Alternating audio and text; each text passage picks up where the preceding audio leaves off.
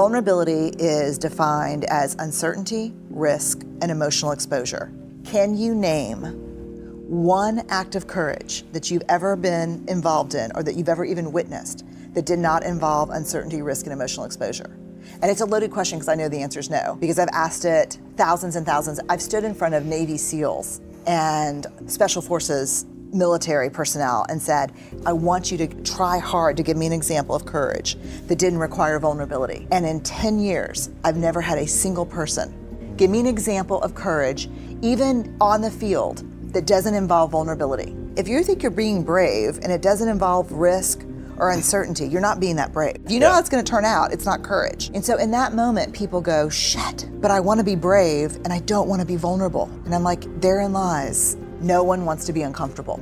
No one wants to be vulnerable, and everyone wants to be brave. And it just doesn't work like that.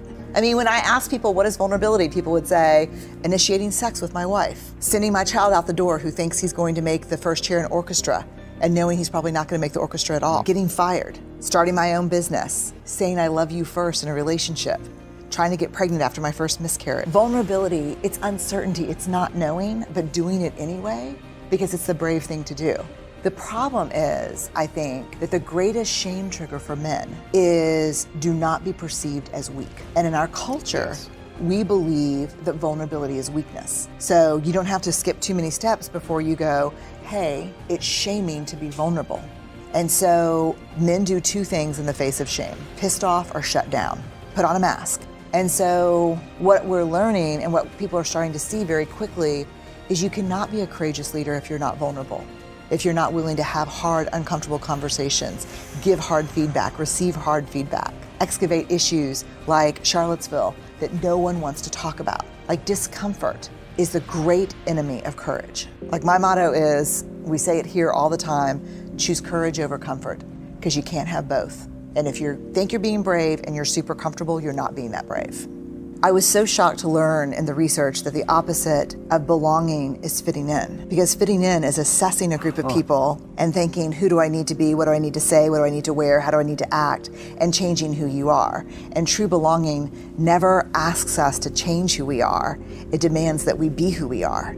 Because if we fit in because how we've changed ourselves, that's not belonging. That's not belonging because you betrayed yourself for other people, and that's not sustainable. You start to lose yourself. So I think it's hard. You have to show up as who you are. You can lose yourself in the fitting in, and you can lose yourself in the rebuttal to the fitting in. It's really hard. I mean, it's this thing that, it's a quote that is, Braving the Wilderness is all about this, starts with this quote from Maya Angelou, that we're never free until we belong nowhere. We belong everywhere, which is nowhere, which is no place at all. Which I thought was a terrible quote for many years. And I was like, why are you saying that, Dr. Angelou? But then I realized, and she says, the cost is high, but the reward is great. I think that's the thing, that I feel like I belong everywhere I go, no matter where it is or who I'm with, as long as I never betray myself. And the minute I become who you want me to be in order to fit in and make sure people like me, is the moment I no longer belong anywhere. That is hard. I mean, that's a hard practice. That's an everyday practice. Blame. How many of you are blamers? How many of you, when something goes wrong, the first thing you want to know is whose fault it is? I'm like, hi, my name is Brené. I'm a blamer. How many of you go to that place when something bad happens, the first thing you want to know is whose fault is it? Even I'd rather it be my fault than no one's fault. Because why? Why? Because it gives us some semblance of control. It gives us some semblance of control. But here, if you enjoy blaming, this is where you should stick your fingers in your ear and do the na thing, because I'm getting ready to ruin it for you. Because here's what we know from the research. Blame is simply the discharging of discomfort and pain. It has an inverse relationship with accountability, meaning that people who blame a lot seldom have the tenacity and grit to actually hold people accountable, because we expend all of our energy raging for 15 seconds and figuring out whose fault something is. Accountability, by definition, is a vulnerable process. It means me calling you and saying, hey, my feelings were really hurt about this. No, and talking. It's not blaming. Blaming is simply a way that we discharge anger, which is really hard. And blaming is very corrosive in relationships, and it's one of the reasons we miss our opportunities for empathy. Because when something happens and we're hearing a story, we're not really listening. We're in the place where I was, making the connections as quickly as we can about whose fault something was. There's a researcher at the University of Kansas Lawrence, C.R. Schneider, he died a couple of years ago, who spent his career studying hope. I lucked into his research because when I had my list of words that all of these wholehearted men and women had in common, I took a combination of them one day for the millionth time, doing a keyword search in the academic literature, and I came up with his theory on hope. And it not only changed the way I think about my work, but it changed my life, and it changed the way I'm raising my kids. As it turns out, hope is not an emotion at all. I think most of us think of hope as a feeling of possibility, of positivity. I'm very hopeful. What hope actually is, a cognitive thinking approach. Hope is not how we feel, it's how we think. And here is the most, I think, profound news of all. It is 100% teachable. The majority, we can measure hope in people. They measure highly hopeful or low hopefulness. What we see traditionally in people who have high levels of hope is they learned it through parenting, through their parents, who either explicitly taught hope or modeled hope. And as you can see, there are three pieces of it: goals, pathway, and agency. What this means simply is people who have high levels of hope in their lives have these three abilities. They can set goals, which is in itself not an easy task. They can cultivate pathways to achieving those goals, and they have a sense of agency. And agency is simply, I believe I can do it.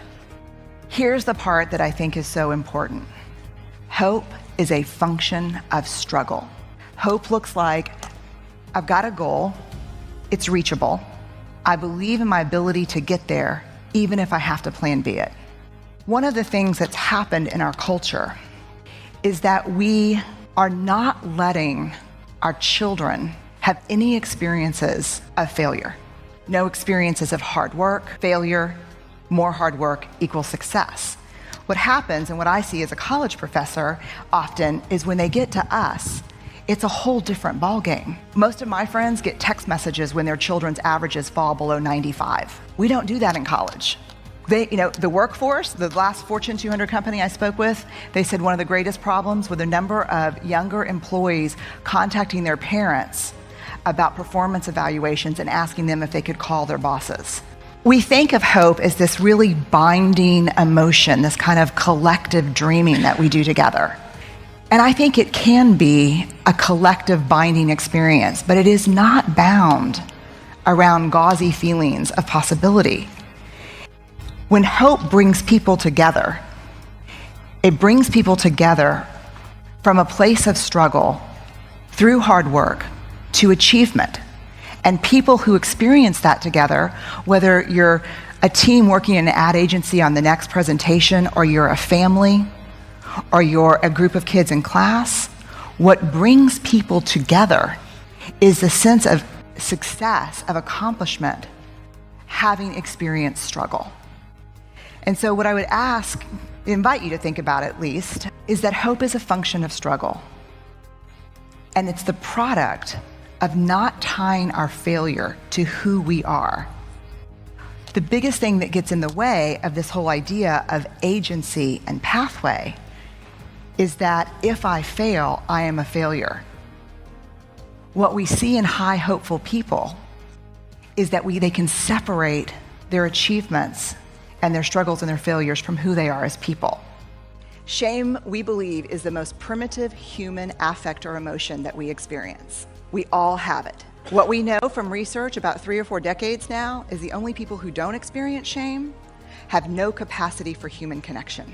If you don't experience shame, it's because you have no capacity for connection or empathy. And so what we're talking about there is kind of some serious psychopathology.